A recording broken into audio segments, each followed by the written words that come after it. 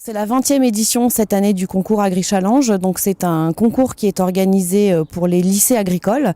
En fait, le but est de mettre les étudiants de deuxième année de BTS Axe en situation.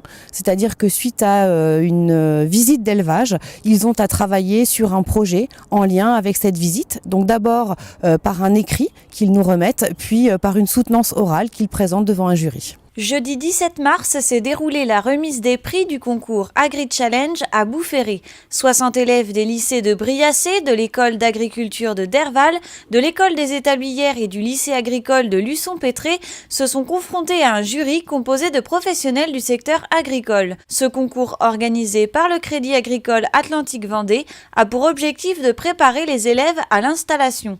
Membres du jury, les jeunes agriculteurs soutiennent l'initiative. C'est important pour nous, jeunes agriculteurs, parce que c'est un concours qui va clairement dans le sens de ce qu'on défend nous au niveau de l'installation. Donc qu'ils puissent faire une analyse un petit peu globale de la situation d'exploitation et ensuite d'aborder tous les impacts que peuvent avoir une installation, que ce soit au niveau économique, au niveau technique, juridique ou même sur les relations humaines. On a souhaité profiter de l'opportunité du Vendée Globe et de notre partenariat avec Arnaud Boissière pour l'associer cet après-midi à la remise des prix.